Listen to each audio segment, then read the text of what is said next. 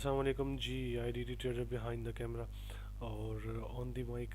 काफ़ी टाइम बाद मैं वीडियो रिकॉर्ड कर रहा हूँ, तो होपफुली कुछ इश्यूज़ थे, कुछ हमारे पर्सनल इश्यूज़ थे, कुछ हमारी कोई और भी इश्यूज़ थे, हमारी गवर्नमेंटल इशू, इस तरह के बहुत से मतलब के इश्यूज़ थे। ठीक है, सबसे पहले जो बैकग्राउंड की वॉइस है ना, उसका मेरे साथ हमेशा इशू रहता है, उस चीज़ के लिए अवॉइड करना।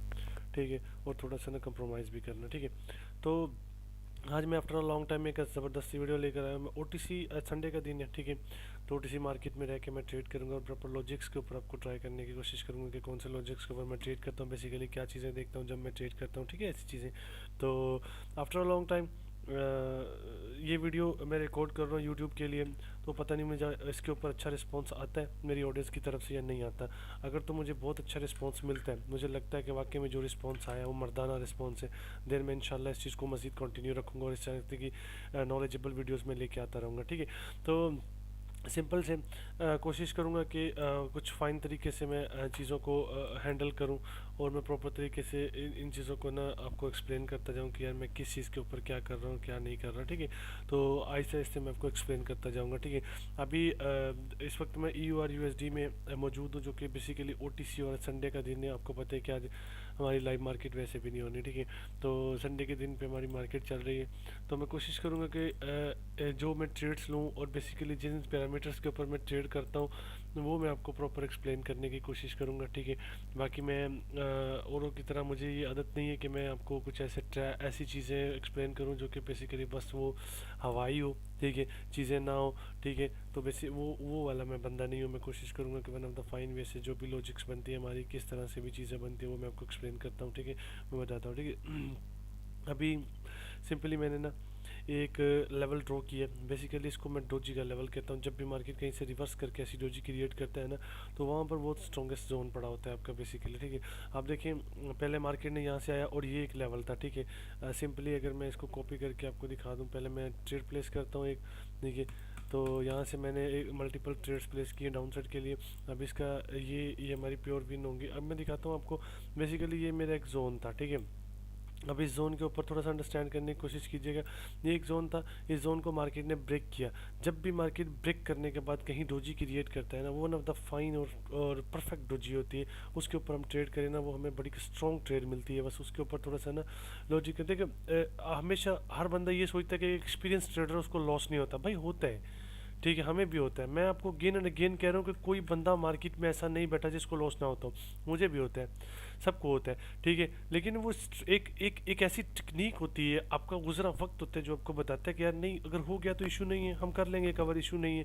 ईजी रहना, जब तक आप ईजी रहेंगे आपके कई लॉसेस क्लियर हो जाएंगे, बहुत सी चीज़ें क्लियर हो जाएंगी। मार्केट है, अब बस जस्ट एनालिसिस तो होते हैं इसमें। एनालिसिस करने के बाद आप जब ट्रेड करते हैं, वो बेसिकली इतना ज़्यादा हार्डेस्ट एंड स्ट्रॉन्गेस्ट वे होता है मार्केट का। ठीक है ना, उन चीज़ों को लेके चलना होता है। देखो टफ तो होती हैं चीज़ें, जितना ज़्यादा चीज़ें आपको टफ होंगी उतना ज़्यादा लर्निंग के लिए आपको मिलेगा। तो अल्हम्दुलिल्लाह से मेरी विन हो चुकी है। अब मैं ये एक रीज़न बताता हूँ आपको। बेसिकली मैं इसका साथ एक्सप्लेन करता हूँ कि which doji is most strongest doji in the market. ठीक है, जो अभी मैं कहता हूँ कि सिंपली मेरी बात को अंडरस्टैंड करने की कोशिश कीजिएगा। ये को ये मेरा एक जोन है। ठीक है, अभी इस जोन के ऊपर मैं थोड़ा सा ना आपको ना एक इसका वे थोड़ा सा एक्सप्लेन करता हूँ। देखिए, अंडरस्टैंड कीजिएगा कि एक मार्केट आपका इस तरह ना ट्रायल ले रहा है किस चीज़ की, के जोन को मैं अप्रोच करता हूँ। ठीक है, ये ऑलरेडी पीछे रिस्पेक्ट लगा चुका है या नहीं लगा चुका, डजेंट मैटर। अब उसने इसको ब्रेक कर दिया। ठीक है, अब ब्रेक करने के बाद डोजी बननी चाहिए डिफरेंट कलर की। ठीक है, तो मार्केट ने, चलो मैं कहता हूँ कि मार्केट ने डोजी का मौका ही नहीं दिया। मार्केट फिर स्टार्टअप लेता है, इस तरह से चल रहा है चल रहा है। अब मैं एक फाइंड ब्रेकआउट होने के बाद एक डोजी को लाजमी फाइंड किया करें, उसके ऊपर मैं मल्टीपल। अभी मैं कहता हूँ कि यार ये यहाँ मार्केट ने एक डोजी बना दी है जो कि बेसिकली कलर चेंजिंग डोजी बन गई इस तरह से। ठीक है, तो अभी उसके बाद फिर मार्केट सेल करना स्टार्ट हो गया। तो जब मार्केट इस तरह से सेल करना स्टार्ट हो गया, तो इसमें मोस्ट पावरफुल डोजी किसी ब्रेकआउट होने के बाद बनती है OTC में, क्योंकि मैंने इस चीज़ को बहुत इन्वेस्टिगेट ट्रेड किया है बहुत तगड़े तरीके से, हैवी तरीके से, क्योंकि मेरी इसके ऊपर बड़ी ग्रिप भी है इस चीज़ के ऊपर, और मैंने इस चीज़ को देखा भी बहुत है। अब इस डोजी को मार्क कैसे करना है, तो ये हमारे लिए एक इंपॉर्टेंट डोजी, अगर यहाँ पर कोई रेड डोजी बन जाती तो वो उसके बाद मेरी मार्केट को ग्रीन कंटिन्यू करना था, ठीक है।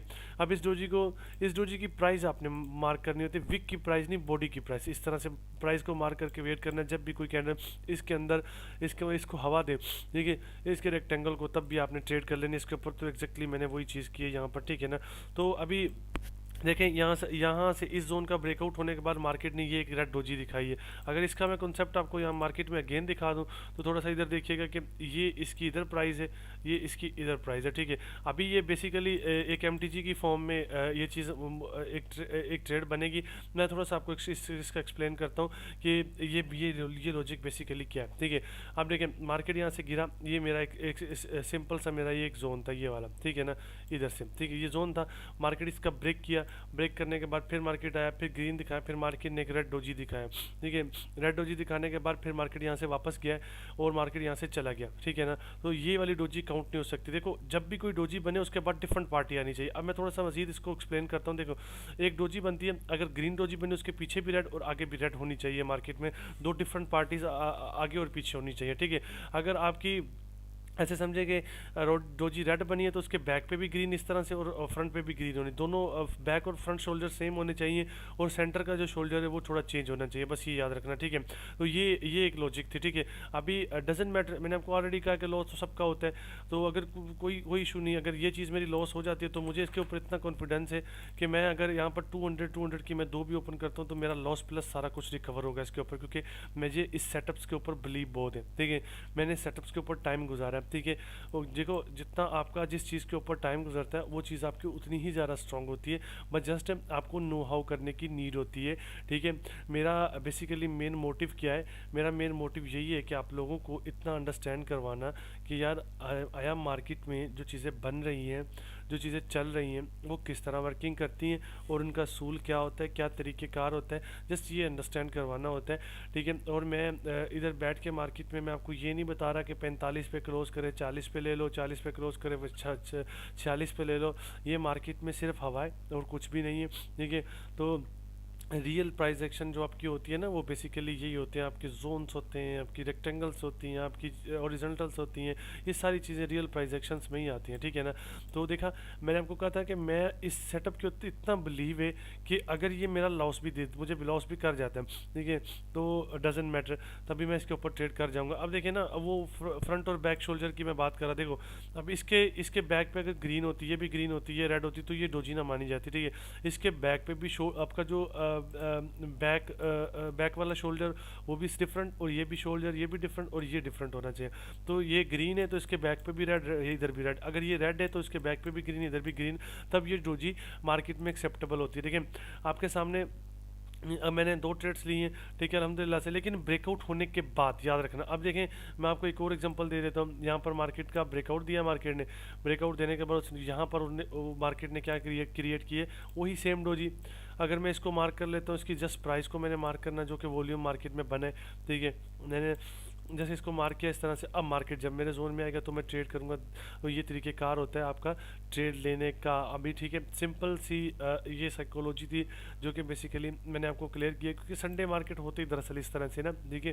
तो इसमें ये होता है। अभी देखिएगा इसके ऊपर एक और साइकोलॉजी मैं आपको लगा के दिखाता हूँ। ये एक बड़ी कैंडल है, ठीक है।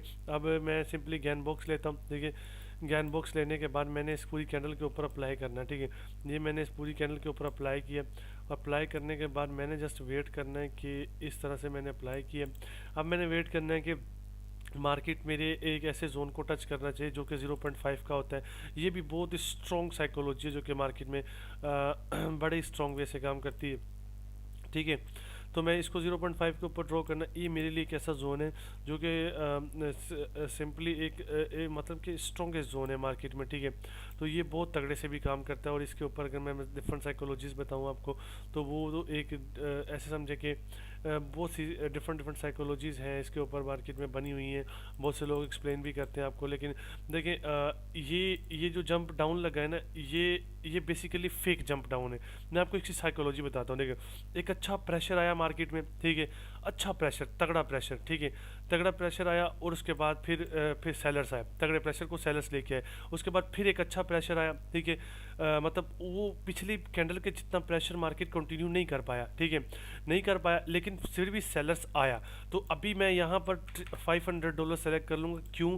क्योंकि जब थर्ड टाइम मार्केट ने जंप डाउन लगाया ना, अच्छे प्रेशर के बाद मार्केट प्रेशर को डिक्रीज़ किया, डिक्रीज़ करने के बाद फिर जंप डाउन लगाया, ठीक है, जंप डाउन लगाने के बाद यहाँ पर मार्केट ने ये रेड कैंडल नहीं, अगर ये रेड कैंडल बना देता है तो बिलीव मी, मैं बहुत तगड़े तरीके के साथ इसको आड़े हाथों से लूँगा, और मैं बहुत स्ट्रॉन्ग तरीके से इसको मैं ना इसकी ना मैं तबीयत वाश करूँगा इस चीज़ के ऊपर, ठीक है। तो ये कैंडल कभी भी रेड नहीं बनता, इसको मैंने बहुत नोट किया मार्केट में, मैंने बहुत देखा भी है, ठीक है। तो अल्हम्दुलिल्लाह से एक ट्रेड मेरी लॉस हुई है, ठीक है, इसमें मेरी फिर भी 2 विन हो गई, मतलब ये मेरे लिए फिर भी ना ऐसे समझे कि वो मेरा विन ही है, ठीक है। ये जंप अप हुआ, ग्रीन में कैंडल क्लोज हुई, देखो उसने जंप अप करके उसका एरिया फिल किया एग्जैक्टली, यहाँ देखें ना, अगर मैं आपको ओरिजेंटल 9 लगा के दिखाऊँ, देखिए उसी एरिया को उसने जाके फिल किया जंप अप करके, ठीक है। तो मेरी ट्रेड थोड़ा ऊपर लगी थी, देखा, बिलीव मी, मैं इसकी साइकोलॉजी बताता हूँ ओटीसी में। देखें, किसी भी ब्रेकआउट होने के बाद, कोई पार्टी चेंज करने के बाद, लाइक ये एक लेवल था, अब इस लेवल से मार्केट क्या करेगा आपका, सिंपली यहाँ से मार्केट ने ब्रेकआउट किया, ये हो गया मेरा ब्रेकआउट होने के बाद मार्केट ने थोड़ा पार्टी को चेंज किया, ये पार्टी चेंज हुआ, उसके बाद फिर मार्केट क्या करता है, एक डीप प्रेशर लेके आता है market, deep pressure, this is called deep pressure, ठीक है। डीप प्रेशर आया, उसके बाद फिर मार्केट एक प्रीवियस प्रेशर फिर मार्केट लेके आता है, लेकिन प्रीवियस से कम लेके आता है, ठीक है। कब लेके आने के बाद, अगर इस सिचुएशन में next candle market jump up कर दे तो भी आप अपसाइड के लिए चले जाएं, इस सिचुएशन में मार्केट जंप डाउन कर दे तो भी आप अपसाइड के लिए चले जाएं। अगर मार्केट आपके रूल्स को फॉलो नहीं करती, ठीक है, ओटीसी मार्केट यहाँ पर आपका जंप डाउन किया मार्केट ने, आपने डाउन की ट्रेड ली, फिर भी अप की ट्रेड ली, मार्केट फिर डाउन चला गया, आप यहाँ से बहुत हैवी तरीके से एक रिवर्सल के लिए जाएँ।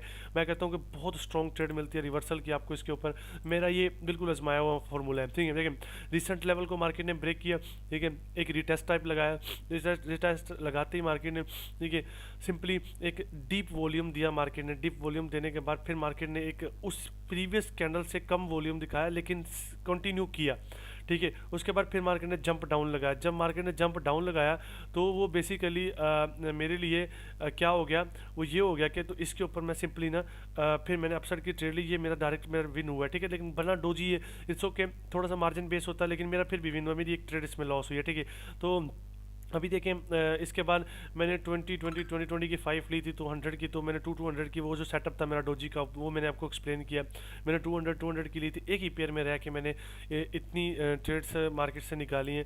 बेसिकली वो उसका रीज़न ये था कि अगर आपको नो हाउ है ना, तो आप मतलब कि वो कहते नहीं है कि अगर आपको पता है कि मार्केट क्या है, अगर आपको नो हाउ है, तो आप कहीं भी बैठ के, किसी भी जगह पे बैठ के ना आप कुछ भी बना सकते हैं, ठीक है। पैसा बनाना बहुत आसान है, लेकिन आपको पता होना चाहिए कि जो आसानी है वो किस तरह से बनेंगे, ठीक है। बाकी इंशाल्लाह अगर मुझे इस वीडियो के ऊपर अच्छा रिस्पॉन्स आता है, ठीक है, क्योंकि आफ्टर अ लॉन्ग टाइम मैं इसको यूट्यूब के ऊपर अपलोड कर रहा हूँ, अगर मुझे अच्छा रिस्पॉन्स आया ना, मैं बहुत हैवी तरीके से ना नेक्स्ट लॉजिक्स लेके आऊँगा, इसके ऊपर प्रॉपर एक्सप्लेन करूँगा, 10 से 15 मिनट की वीडियो डेली बेसिस पे बना के ना, मैं ओटीसी के ऊपर मैं आप लोगों को इसके लॉजिक्स एक्सप्लेन कर करके मैं आप लोगों को ना बताता रहूँगा, ठीक है। इसके ऊपर मैं ट्रेड्स फिर आपको ना लेके दिखाता रहूँगा किस तरह मार्केट क्या करता है, कि क्या साइकोलॉजीज होती है। बस ये है कि मुझे थोड़ा सा रिस्पॉन्स आना चाहिए, पता लगना चाहिए कि यार आपने वाकई में जो मैंने आपको बताया वो आपने अप्लाई किया और मार्केट में उसका रिस्पॉन्स भी है। बाकी इंशाल्लाह ताला के हुक्म से चीज़ें हमारे बीच चलती रहेंगी, अच्छा होगा बुरा होगा जो भी होगा, ठीक है ना, वो नसीबों का है, ठीक है। बाकी इंशाल्लाह दुआ में याद रखिएगा, ला इलाहा इल्लल्लाह मुहम्मद रसूलुल्लाह, अल्लाह हाफिज़।